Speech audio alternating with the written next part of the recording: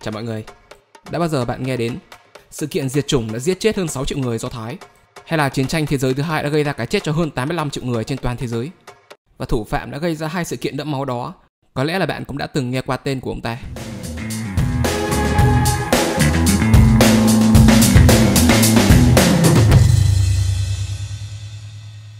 Đây là bản đồ thế giới. Zoom to lên, chúng ta thấy đây chính là vị trí của châu Âu. Và ở chỗ này chính là vị trí của biên giới giữa hai nước Đức và Áo. Vào ngày 20 tháng 4 năm 1889, một đứa bé ngây thơ đã ra đời. Và đó chính là Hitler. Bố của Hitler là ông Alois. Trước khi đẻ ra Hitler, ông Alois đã có hai vợ. Người vợ đầu tiên của ông Alois không may tỏi sớm vì bị ốm. Ông Alois nhanh trí cưới luôn bà vợ thứ hai và có với bà này hai người con. Tuy nhiên sau đó bà vợ thứ hai này cũng bắt đầu bị ốm. Ông Alois thuê cô em họ là bà Clara đến chăm sóc cho vợ mình. Không lâu sau đó, bà vợ thứ hai của ông Alois tỏi. Ông Alois quyết định cho cô em họ của mình dính bầu và cưới làm vợ ba luôn. Bà Clara và ông Alois có 4 người con và đặt tên lần lượt là Gustav Hitler, Ida Hitler, Otto Hitler và Adolf Hitler. Tuy nhiên, ba đứa đầu tiên lần lượt tỏi khi còn bé. Chỉ còn Hitler là còn sống được nên Hitler được mẹ cưng chiều hết mực. Sau này Hitler còn có thêm một đứa em trai nữa. Hitler được gia đình cho theo học tại một trường tiểu học công lập. Hitler gây được ấn tượng tốt với thầy hiệu trưởng. Thầy hiệu trưởng đã nhận xét Hitler là một đứa trẻ lanh lợi, ngoan ngoãn và đôi khi hơi hiếu động.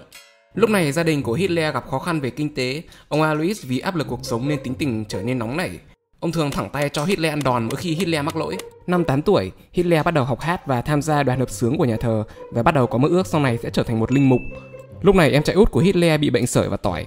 Cái chết của em trai đã ảnh hưởng sâu sắc đến Hitler. Từ một cậu bé lanh lợi hoạt bát, Hitler trở nên lạnh lùng, ít nói và thường xuyên bật lại thầy giáo và cha. Hitler trở nên vô kỷ luật, lười học và kết quả học tập xuống dốc, và điều này khiến ông Alois nổi điên. Ông Alois thường xuyên khuyên con trai kiểu sau này cố gắng trở thành một công chức chăm chỉ như thằng bố mày này. Nhưng Hitler thường xuyên chống đối lời khuyên của cha. Không, con sẽ trở thành một họa sĩ vĩ đại và sẽ sáng tác ra những tác phẩm hội họa vang danh khắp vũ trụ. Và cứ thế, mâu thuẫn giữa Hitler và cha mình ngày càng lớn. Mặc dù bật lại bố nhưng Hitler không bị ăn đòn vì ông Alois lúc này đã già yếu và toi đời không lâu sau đó. Năm 1907, Hitler 18 tuổi. Dựa vào số tiền trợ cấp của mẹ, Hitler chuyển đến thủ đô Vienna của Áo với ước vọng sẽ trở thành danh họa. Tuy nhiên, tranh của Hitler không gây được ấn tượng với các giáo sư nên Hitler thi trượt. Tháng 12 năm 1908, mẹ của Hitler bị ung thư vếu và qua đời. Không còn khoản tiền trợ cấp từ mẹ, Hitler bước vào giai đoạn khó khăn nhất trong cuộc đời và trở thành người vô gia cư. Hitler phải xin ăn ở các bếp ăn từ thiện, sống vạ vật trên phố. Để có tiền sinh hoạt, Hitler làm đủ loại công việc như quét tuyết, di chuyển hành lý ga tàu hỏa, công nhân xây dựng hoặc phụ hồ. Sau đó, Hitler chuyển sang làm họa sĩ tự do, bán những bức tranh màu nước vẽ phong cảnh ở Vienna cho du khách. Công việc này vô tình giúp rèn luyện tài nghệ hội họa của Hitler tiến bộ rõ rệt. Những bức tranh của Hitler được các nhà phê bình mỹ thuật đánh giá là chính xác đến nỗi giống như một bức ảnh hơn là một bức tranh. Tuy nhiên hơi lạnh lùng và thiếu cảm xúc. Và họ cho rằng Hitler phù hợp làm kiến trúc sư hơn là làm họa sĩ. Và đương nhiên là Hitler không thể vẽ giỏi bằng mình được. Cho đến nay chưa một ai dám chắc chắn về tư tưởng bài trừ người Do Thái của Hitler có từ khi nào. Nhưng nhiều nhà sử học đã cho rằng quãng thời gian sống cực khổ đã hình thành nên một tư duy lệch lạc bên trong Hitler. Ông có thể chia sẻ là cái tư duy bài trừ người Do Thái đã bắt đầu hình thành bên trong con người ông từ khi nào được không ạ? Mày. Trong khoảng thời gian này, tình hình chính trị tại thành phố Vienna bắt đầu trở nên căng thẳng. Hitler lần đầu được tiếp xúc với các luận điệu phân biệt chủng tộc. Ví dụ như ông thị trưởng này còn đi theo chủ nghĩa dân tộc cực đoan và truyền bá tư tưởng chống Do Thái một cách công khai. Và Hitler rất idol ông thị trưởng này. Thời điểm này Hitler nhận được giấy gọi nhập ngũ vào quân đội Áo Hung, tuy nhiên lại bị trả về với lý do là không đủ điều kiện sức khỏe. Là người Áo nhưng lại không muốn phục vụ cho chính quốc gia của mình. Sau này Hitler nói rằng quân đội của Áo chỉ là một mớ tạp chủng. Tháng 5 năm 1913, Hitler chuyển đến thành phố Munich, Đức. Và tháng 8 năm 1914, chiến tranh thế giới thứ nhất bùng nổ. Tin tức nhanh chóng lan rộng ra toàn châu Âu chỉ sau vài ngày. Tuy nhiên, không biết bằng cách nào, Hitler mang quốc tịch Áo lại có thể tình nguyện đầu quân cho quân đội Đức. Mặc dù chiến trường rất ác liệt và tàn khốc nhưng Hitler không hề sợ hãi, mà ngược lại còn coi đây là quãng thời gian tuyệt vời nhất trong đời. Hitler đã quyết định chiến tranh chính là lẽ sống của đời mình. Hitler được báo cáo là một người lính dũng cảm và được trao huân chương thập tự sắt vào năm 1914. Đối với một lính quèn như Hitler thì việc nhận được huân chương này là một điều không tưởng. Tháng 10 năm 1916, Hitler dính chưởng khi một quả bom phát nổ trong hầm trú ẩn. Hitler quay về thành phố để trị liệu. Trong thời gian trị liệu tại đây, Hitler đã cảm thấy rất gai mắt khi chứng kiến những đoàn biểu tình phản chiến của cộng đồng yêu hòa bình tại đây. Là một người yêu chiến tranh, đương nhiên Hitler không thích điều này. Và Hitler đã tự nhủ rằng vào một ngày nào đó, ông ta sẽ giết sạch bọn người này. Kết thúc quá trình trị liệu, Hitler quay lại tiền tuyến. Vào tháng 10 năm 1918, Hitler bị mù tạm thời do bị tấn công bằng khí ga và lại phải quay về để trị liệu. Và trong thời gian này, quân Đức bại trận. Và tin tức này không khác gì một cú sốc với Hitler. Đối với Hitler, quân đội Đức là đội quân bất khả chiến bại, không thể bị đánh bại trên chiến trường, và việc thua trận chỉ có thể là do bị đâm sau lưng bởi những kẻ theo chủ nghĩa cộng sản và những kẻ lãnh đạo dân sự người Do Thái. Và Hitler đã thề rằng vào một ngày nào đó sẽ bắt những kẻ đó phải trả giá cho chuyện này. Trên thực tế, việc quân Đức thua trận hoàn toàn không hề liên quan đến những người theo chủ nghĩa cộng sản hay người Do Thái, mà là do đã quá kiệt quệ trong những chiến dịch quân sự kéo dài. Và hơn hết, khi Hoa Kỳ tham dự vào cuộc chiến, Đức đã bị áp đảo bởi sức mạnh quân sự của Hoa Kỳ. Tuy nhiên chỉ có một điều, việc người Đức thắng hay thua ở đâu liên quan gì đến ông đâu, ông là người Áo mà. Tao là người Đức. Sau Thế chiến thứ nhất, Đức là nước thua trận và ba nước thắng trận là Mỹ, Anh và Pháp. Đức bị buộc phải ký Hòa ước Versailles chấm dứt chiến tranh vào năm 1919. Điều khoản trong hòa ước bao gồm Đức sẽ phải từ bỏ một phần lãnh thổ cho Pháp, Bỉ, Ba Lan và Đan Mạch. Đức sẽ phải hạn chế vũ trang xuống mức tối thiểu. Và Đức sẽ phải bồi thường chiến phí cho ba nước thắng trận bằng một số tiền khổng lồ lên tới 5 tỷ đô la vào năm 1919. Kết thúc chiến tranh, Hitler quay về Munich. Tuy nhiên vì không có bằng cấp giáo dục nên Hitler cũng không biết phải làm gì để sống. Hitler quyết định xin được phục vụ tại ngũ với tư cách là một người cung cấp thông tin. Những điều khoản bất công trong Hòa ước Versailles khiến người Đức rất bất mãn với chính phủ. Người dân bắt đầu chia bè phái thành các đảng phái chính trị. Chính phủ Đức cảm thấy có một mối đe dọa to lớn từ phía những đảng chính trị này, và đặc biệt là những đảng theo chủ nghĩa cộng sản. Hitler được giao nhiệm vụ do thám những đảng phái chính trị này và báo cáo lại nếu cảm thấy có mối đe dọa. Trong một lần tình cờ, Hitler thấy một đảng chính trị mới thành lập có tên là Đảng Công nhân Đức với lá cờ màu đỏ tượng trưng. Nghe tên có vẻ khá cộng sản. Hitler đến và tham dự thử một buổi họp của họ và nhận ra rằng họ không hề cộng sản chút nào. Các thành viên trong đảng gặp gỡ nhau định kỳ để thảo luận về chủ đề dân tộc và bài xích Do Thái nhằm chống lại người Do Thái. Cảm thấy đảng chính trị này rất hợp gu, Hitler gia nhập đảng và trở thành thành viên thứ 555. Tháng 3 năm 1920, Hitler quyết định rời quân đội để dành toàn bộ thời gian cho đảng. Hitler nhanh chóng gây ấn tượng với ban lãnh đạo và những người ủng hộ đảng bằng khả năng hùng biện và tài nói năng. Sự nghiệp chính trị của Hitler bắt đầu thăng hoa từ giai đoạn này. Đảng Công nhân Đức được đổi tên thành Đảng Công nhân Quốc gia Xã hội Chủ nghĩa và sau đó được gọi tắt là Đảng Quốc xã. Trên lá cờ nền đỏ ban đầu, Hitler đã thiết kế thêm một chữ vạn trong hình tròn màu trắng và lá cờ chết chóc nhất trong lịch sử nhân loại đã được ra đời. Nền kinh tế của Đức gặp khủng hoảng nặng nề vì phải bồi thường chiến phí bằng một số tiền khổng lồ cho Anh, Pháp và Mỹ, và tài sản của Đức dần cạn kiệt. Để có tiền bồi thường cho Hoa Kỳ, Pháp và Anh, Đức buộc phải in thêm tiền. Tuy nhiên vấn đề ở chỗ đó là việc in thêm tiền không làm Đức giàu hơn mà chỉ làm tiền của Đức mất giá trị, và các chuyên gia kinh tế gọi đó là lạm phát. Để mình ví dụ cho các bạn dễ hiểu, kim cương rất đắt và có giá trị bởi vì nó quý hiếm. Tuy nhiên vào một ngày nào đó, bỗng dưng kim cương lại trải đầy trên trái đất giống như là những viên sỏi. Thì lúc đó kim cương không còn là quý hiếm nữa và giá trị của nó sẽ ngang với những viên đá cuội. Tương tự, việc Đức in tiền ồ ạt chỉ khiến đồng mark của Đức mất giá trị. Vào năm 1919, 1 đô la tương đương với 4,5 mark Đức. Tuy nhiên đến năm 1923, 1 đô la tương đương với 4.200 tỷ mark Đức. Để dễ hình dung hơn, ví dụ như là giá của một lon Coca là 10.000 Việt Nam đồng. Tuy nhiên nếu Việt Nam để xảy ra lạm phát giống như Đức năm 1923 thì để mua một lon Coca có thể bạn sẽ phải trả tới vài trăm tỷ đồng. Có nghĩa là lúc này tiền không còn một chút giá trị nào hết, thậm chí còn thua cả giấy vụn. Và người phải hứng chịu hậu quả của việc này không ai khác chính là người dân Đức. Họ đã quá mệt mỏi với một cuộc sống làm quần quật từ ngày này sang tháng nọ mà vẫn không đủ ăn, thậm chí vác hàng xe tải tiền chỉ để mua một ổ bánh mì. Tình trạng bất mãn trong quần chúng tăng cao. Hitler nhận ra đây chính là thời điểm thích hợp để làm cách mạng.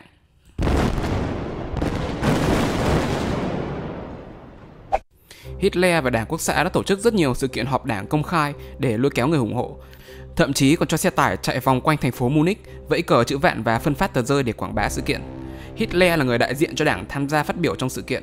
Hitler nhanh chóng nổi tiếng nhờ vào những bài luận văn đả kích Hòa ước Versailles. Ông ta còn cho rằng chỉ có những người mang dòng máu Đức thuần chủng mới được công nhận là dân tộc thượng đẳng, còn những kẻ mang dòng máu Do Thái chỉ là loài hạ đẳng và không xứng đáng được sống ở đất nước này. Cùng với đó là những lời hứa đầy tham vọng về việc đưa nước Đức trở về thời kỳ huy hoàng như trước đây. Hitler còn thành lập một đội quân riêng và lấy tên là Binh đoàn Bão Táp. Nhiệm vụ của binh đoàn Bão Táp là bảo vệ các buổi phát biểu của Hitler không bị quấy nhiễu. Binh đoàn Bão Táp có liên tục chiêu mộ binh lính. Trong điều khoản của Hòa ước Versailles buộc Đức phải hạn chế vũ trang, vậy nên quân đội của Đức phải cắt giảm một lượng lớn binh sĩ. Và điều này đã đẩy nhiều người lính rơi vào tình trạng thất nghiệp và họ đành phải gia nhập binh đoàn Bão Táp của Hitler và góp phần giúp cho lực lượng này càng ngày càng đông đảo. Hitler lấy chủ nghĩa phát xít làm diện mạo và chính sách cho Đảng Quốc xã. Ngắn gọn cho các bạn dễ hiểu thì chủ nghĩa phát xít là một tư tưởng cực kỳ mất dạy, chủ trương khủng bố và gây chiến tranh xâm lược để thống trị thế giới. Hitler cảm thấy lực lượng binh sĩ trong tay đã đủ mạnh và ông ta quyết định sẽ làm một cuộc cách mạng đảo chính. Ngày ngày 8 tháng 11 năm 1923, Hitler dẫn quân và lôi kéo những người ủng hộ mình làm một cuộc biểu tình với ý định lật đổ chính quyền. Hitler rất tự tin, cứ nghĩ rằng tầm ảnh hưởng của mình sẽ khiến lực lượng cảnh sát phải hùa theo. Nhưng Hitler đã lầm. Khoảng 16 thành viên của Đảng Quốc xã và 4 sĩ quan cảnh sát đã tỏi trong cuộc đảo chính bất thành. Hitler bị tóm cổ và bị khép vào tội phản quốc vào ngày 11 tháng 11 năm 1923. Trong ngày diễn ra phiên tòa xét xử, Hitler không những không hề sợ hãi mà còn sử dụng tài hùng biện của mình để biến phiên tòa xét xử trở thành một bài phát biểu đầy ấn tượng. Các vị thẩm phán phiên tòa đã bị bài phát biểu của Hitler mê hoặc và cảm thấy ông ta là một người khá ngầu. Lẽ ra với tội danh của mình, Hitler sẽ phải lãnh án tù chung thân, nhưng nhờ lấy lòng được các vị thẩm phán nên Hitler chỉ bị tuyên án 5 năm tù giam. Gọi là ngồi tù nhưng phòng giam của Hitler tiện nghi không thua gì khách sạn 5 sao. Trong thời gian ngồi tù, Hitler đã viết một cuốn sách tự truyện thể hiện tư tưởng, quan điểm chính trị cực đoan của ông ta. Xuyên suốt cuốn sách, người Do Thái bị cho là mầm bệnh của xã hội và cách duy nhất để giải quyết đó là giết sạch bọn chúng. Vụ việc này nhanh chóng được truyền thông cả nước đẩy lên và tên tuổi của Hitler trở nên hot không thua gì các idol K-pop. Mặc dù bị tuyên án 5 năm tù giam, nhưng trên thực tế ông ta được thả tự do sau 9 tháng ngồi tù. Tính ra là Hitler chỉ đi tù có hơn 1 năm tính cả thời gian tạm giam. Mỹ tỏ ra rất rộng lượng trong việc vừa gia hạn thời gian trả tiền bồi thường cho Đức, lại vừa cho Đức vay tiền để khắc phục hậu quả sau chiến tranh. Tuy nhiên, vào ngày 24 tháng 10 năm 1929, thị trường chứng khoán ở phố Wall sụp đổ. Mỹ bắt đầu bước vào thời kỳ đại khủng hoảng, kéo theo hàng trăm công ty phá sản và hàng triệu người thất nghiệp. Và trong bối cảnh đó, Mỹ đòi Đức phải trả lại số tiền đã vay, cộng thêm khoản phí bồi thường chiến tranh. Và đây là một đòn chí mạng cho Đức. Cuộc sống của người Đức đã cực khổ, nay càng cực khổ hơn. Tỷ lệ thất nghiệp tăng chóng mặt, nghèo đói lan tỏa ở khắp nơi. Người dân đã phát ốm vì chuyện này và thái độ bất mãn của người dân với chính phủ ngày càng tăng cao. Họ đã quá chán với cách điều hành đất nước của chính phủ và họ bắt đầu ủng hộ các tư tưởng chính trị cực đoan. Hitler rất nhanh trí khai thác tình thế nhạy cảm này và làm hàng loạt buổi phát biểu nhằm thu hút sự ủng hộ của quần chúng. Hitler hứa với người dân sẽ đưa Đức thoát khỏi xiềng xích của Hiệp ước Versailles, củng cố nền kinh tế và tạo công ăn việc làm cho người dân. Đảng Quốc xã đã sử dụng mọi nguồn lực để PR Hitler như một người quyền lực và vĩ đại. Và trong mắt người Đức lúc này, Hitler giống như một vị cứu tinh và tất cả những điều này góp phần giúp Đảng Quốc xã ngày càng lớn mạnh. Các đảng chính trị ôn hòa ngày càng bất lực trước làn sóng chủ nghĩa cực đoan. Trong cuộc bầu cử năm 1932, từ chỗ ít tên tuổi, Đảng Quốc xã đã trở thành đảng chính trị lớn nhất nước Đức và đảng thứ hai chính là Đảng Cộng sản. Là người Áo nhưng lại đi phục vụ cho quân đội Đức, năm 1925, Thủ tướng Liên bang Áo đã tước quốc tịch của Hitler. Đằng nào thì Hitler cũng thích làm người Đức hơn. Tuy nhiên, quá trình nhập tịch Đức không hề dễ dàng với một kẻ ngoại bang như Hitler. Hitler không những không thể ứng cử vào chức vụ nhà nước mà còn phải đối mặt với những nguy cơ bị trục xuất khỏi Đức. Tuy nhiên, vào ngày 25 tháng 2 năm 1932, Bộ trưởng Bộ Nội vụ, cũng là thành viên của Đảng Quốc xã, đã bổ nhiệm Hitler làm quản lý viên phái đoàn bang ở Berlin. Có được chức vụ này đồng nghĩa với việc Hitler có được quốc tịch Đức. Hitler bắt đầu bị ảo tưởng sức mạnh từ đây. Ông ta bắt đầu tự cao tự đại và thật sự đã nghĩ rằng mình là vị cứu tinh của Đức. Hitler quyết định tranh cử tổng thống và chiến dịch tranh cử của ông ta khá thành công. Tuy nhiên, số phiếu bầu cử của ông ta vẫn không nhiều bằng ông bác này. Mặc dù thua bầu cử nhưng Hitler cũng đã cho thấy rằng ông ta là một tên tuổi khá là có số má trong giới chính trị Đức. Thua trong việc giành ghế tổng thống, Hitler đã gửi tâm thư cho Tổng thống Hindenburg. Hitler đã yêu cầu Tổng thống Hindenburg hãy bổ nhiệm mình làm thủ tướng. Tuy nhiên, Tổng thống Hindenburg nhận ra Hitler là một kẻ phân biệt chủng tộc một cách cuồng tín và có tư duy không bình thường. Tổng thống Hindenburg đã từ chối và trao chức thủ tướng cho một người khác. Hitler biết mình là một nhân vật quan trọng trong Đảng Quốc xã và những người ủng hộ. Lợi dụng điều đó, Hitler vùng vằng khóc lóc và dọa với họ sẽ tự tử nếu không được làm thủ tướng. Chiến thuật nước mắt cá sấu đã làm cho dân chúng và đảng viên mủi lòng. Họ đã gây sức ép đến thủ tướng Kurz, khiến ông này vì quá sợ hãi mà phải từ chức. Và đương nhiên, trước áp lực lớn như thế thì cái ghế thủ tướng ngoài Hitler ra thì không ai dám ngồi. Và Tổng thống Hindenburg buộc phải miễn cưỡng bổ nhiệm Hitler làm thủ tướng.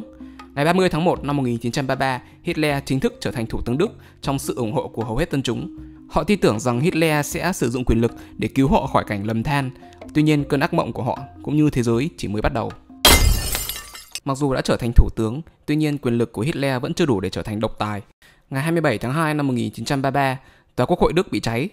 Hitler đổ lỗi cho thủ phạm thực hiện vụ cháy này là người của Đảng Cộng sản. Mặc dù đa số các nhà sử học sau này đều cho rằng Hitler và Đảng Quốc xã mới chính là thủ phạm. Hitler thuyết phục Tổng thống Hindenburg ký sắc lệnh do chính ông ta soạn thảo và cho phép ông ta bắt giam tất cả người của Đảng Cộng sản và những đối thủ chính trị khác. Khoảng 4.000 đảng viên của Đảng Cộng sản đã bị bắt, bao gồm nhiều nhà lãnh đạo chính trị đối thủ của Hitler. Chỉ cần một chiêu, Hitler đã gom được một mẻ và thanh toán tất cả đối thủ. Và vật cản lớn nhất còn lại, đó chính là Tổng thống Hindenburg. Và thật may mắn cho Hitler, Tổng thống Hindenburg già yếu và tỏi sau đó không lâu. Đây là cơ hội ngàn năm có một. Hitler đã soạn thảo một đạo luật, trong đó bao gồm việc gộp hai chức vụ thủ tướng và tổng thống vào làm một, và cho phép ông ta được toàn quyền trong việc đưa ra các đạo luật và quyết định của ông ta đối với nước Đức. Và để điều luật này được thông qua thì cần phải có sự đồng ý và bỏ phiếu của các thành viên trong Quốc hội. Do đã thành công trong việc thanh toán Đảng Cộng sản và các đối thủ chính trị trước đó, giờ đây trong Quốc hội chỉ toàn là người của Đảng Quốc xã và vây cánh của ông ta.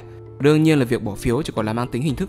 Giờ đây Hitler đã đường chính trở thành một tổng tư lệnh tối cao, và giờ đây luật pháp của nước Đức chính là Hitler, Hitler chính là luật pháp. Tuy nhiên ông ta vẫn còn một vấn đề. Đồng đội cũ của ông ta chính là các sĩ quan đứng đầu binh đoàn bão táp muốn lực lượng của họ được thay thế công việc của quân đội Đức. Quân đội Đức đương nhiên không thích điều này. Nếu chấp nhận cho binh đoàn bão táp vào quân đội thì một khả năng rất cao sẽ xảy ra lục đục nội bộ. Và Hitler cần đảm bảo sự ủng hộ của những người lính chuyên nghiệp hơn là lũ quân binh đoàn bão táp ô hợp, ồn ào và thiếu kỷ luật. Tuy nhiên nếu từ chối lời đề nghị này thì địa vị của Hitler cũng khó lòng yên ổn, vì số lượng quân lính của binh đoàn bão táp không hề nhỏ, khoảng 500.000 lính. Nếu các sĩ quan mà phát động bạo lực thì rõ ràng hậu quả thật khó lường. Vậy ông đã đáp trả lời yêu cầu của những sĩ quan binh đoàn bão táp như thế nào ạ? Rất đơn giản, đó là giết sạch. Và ngay sau đó một sự kiện đẫm máu đã diễn ra và ngày nay được mọi người biết với cái tên là Đêm của những con dao dài. Vào một buổi tối tháng 6 năm 1934, Hitler đã lần lượt ra tay trừ khử các sĩ quan của binh đoàn bão táp. Và để tránh đêm dài lắm mộng, Hitler tiện thể giết luôn một số nhân vật khác, ví dụ như chính trị gia không có cùng quan điểm với ông ta trong quá khứ, thư ký riêng của họ có mặt tại hiện trường nên cũng bị giết luôn để diệt khẩu, vợ con và người thân của họ, những nhà báo đã viết bài phê phán ông ta, và một vài người không liên quan bị giết nhầm, ví dụ như ông này. Tổng cộng sau sự kiện Đêm của những con dao dài, khoảng 85 người đã bị giết trong danh sách báo cáo chính thức, nhưng trên thực tế thì có thể lên tới vài trăm người. Những sĩ quan của binh đoàn bão táp từng là bạn chí cốt của Hitler đã góp phần lớn công sức đưa ông ta đến địa vị ngày hôm nay, và cho đến khi bị giết cũng không nghĩ được ra kẻ ra tay với mình lại chính là Hitler. Và từ đây Hitler không còn bất kỳ một mối đe dọa nào khác nữa. Quân đội của ông ta có thể yên tâm vì sẽ không bị thay thế bởi bất kỳ một đội quân nào khác. Tuyên thệ trung thành với vị quốc trưởng mới, và giờ đây quyền lực của Hitler là tuyệt đối. Đảng Quốc xã giờ đây đã trở thành Đức Quốc xã, và lá cờ quốc kỳ của Đức cũng được thay đổi thành lá cờ chữ vạn.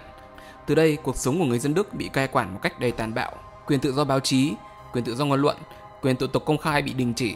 Tất cả những đảng chính trị khác tại Đức đều bị trấn áp và xóa bỏ. Đảng Quốc xã chính là đảng duy nhất hợp pháp. Và đối tượng thanh trừng tiếp theo mà Hitler cảm thấy hứng thú nhất đó chính là người Do Thái. Ban đầu, Hitler chỉ ban ra những quy định nhằm hạn chế quyền lợi của người Do Thái và tẩy chay họ. Sau đó Hitler công khai bắt bớ và xét xử họ mà không có bất kỳ một lý do nào hết. Người Do Thái trên toàn nước Đức bị truy nã và đưa về các trại tập trung do Hitler xây dựng. Khi bị đưa về các trại tập trung này, họ bị quân đội của Hitler đối xử tàn tệ. Họ bị bỏ đói và làm việc khổ sai với tần suất kinh khủng, và cho đến khi họ không thể làm việc được nữa, họ sẽ bị hành quyết. Và Hitler đã cho xây dựng hàng trăm khu trại tập trung như vậy, và tính đến năm 1945, khoảng 6 triệu người Do Thái đã chết dưới tay ông ta. Hitler còn lập ra một tổ chức gọi là Đoàn Thanh niên Hitler nhằm mục đích tẩy não giới trẻ, con trai từ 10 đến 14 tuổi bắt buộc phải nhập ngũ. Những đứa trẻ này được huấn luyện và chiến đấu, trở nên bạo lực khi trở về nhà. Con gái được dạy rằng nhiệm vụ của họ là phải sinh được những chiến binh mang dòng máu Đức thuần chủng, và đôi khi họ mang thai khi trở về nhà. Khi cha mẹ của những đứa trẻ hãi hùng nhận ra điều này, những đứa con của họ dọa sẽ báo cho cảnh sát vì tội gây cản trở con đường. Và kể cả câu chào hỏi cũng được quy định. Nếu cố tình chào hỏi không đúng quy định, bạn hoàn toàn có thể ăn kẹo đồng. Giờ đây nước Đức bắt buộc phải ủng hộ Hitler. Nếu bất kỳ ai dám chống lại ông ta bằng bất kỳ cách nào, hoặc dám chê bộ ria mép của ông ta trông thật đần độn, bạn sẽ phải nhận lấy cái chết thảm khốc nhất. Chính sách đối ngoại hung hăng của Hitler cũng như Đức Quốc xã nhanh chóng vang dội toàn cầu. Và chẳng bao lâu sau đó, ông ta đã cuốn thế giới vào một cuộc chiến tranh thảm khốc với quy mô toàn cầu mang tên là... Tuy nhiên, chiến tranh thế giới thứ hai là một cuộc chiến cực kỳ phức tạp và thời lượng của video này có hạn. Mình sẽ để dành nó vào video sau, các bạn nhớ đón xem nhé. Đức Quốc xã bị tổn hại nặng nề trong chiến tranh thế giới thứ hai. Đến đầu năm 1945, Đức Quốc xã đã ở trên bờ vực của sự sụp đổ hoàn toàn về mặt quân sự. Hitler chạy trốn về hầm trú ẩn ở Berlin. Thà chết còn hơn làm tù binh của Hồng quân Liên Xô, Hitler quyết định tự sát bằng một khẩu súng. Đức Quốc xã và đế chế độc tài của Hitler chính thức chấm dứt sau 12 năm Hitler lên nắm quyền. Ngày nay nhắc đến Hitler là người ta sẽ nhớ đến một tên đồ tể tàn bạo. Hitler từ một cậu bé ngây thơ vô tội, có ước mơ bay bổng như bao cậu bé khác, do một tuổi thơ bị cha bạo hành, một tuổi trẻ nghèo khổ sống lang thang trên đường phố và bị ảnh hưởng từ những tư tưởng sai lệch, đã biến Hitler thành một con ác quỷ khiến cả thế giới phải khiếp sợ. Lá cờ chữ vạn chết chóc và tội ác của ông ta sẽ mãi mãi ám ảnh nhân loại trong suốt lịch sử loài người về sau. Trước khi kết thúc video, mình muốn chia sẻ với mọi người một câu chuyện. Đó là trước khi tự sát, Hitler đã yêu cầu thuộc hạ thiêu xác của mình để tránh bị Hồng quân Liên Xô nhận diện. Khi Hồng quân Liên Xô ập đến thì chỉ còn thấy một cái xác chết bị cháy đen, và qua khám nghiệm tử thi, các bác sĩ đã xác nhận đó chính là thi thể của Hitler dựa vào hồ sơ điều trị nha khoa của ông ta qua hàm răng. Tuy nhiên, các xét nghiệm khoa học kỹ thuật ngày nay đã khám nghiệm ADN và cho rằng đó không phải là thi thể của Hitler, và Hitler có thực sự đã chết hay không vẫn còn là một điều đang gây tranh cãi. Và rất có thể ông ta vẫn còn sống đến tận ngày hôm nay và đang âm mưu trả thù thế giới vào một ngày nào đó.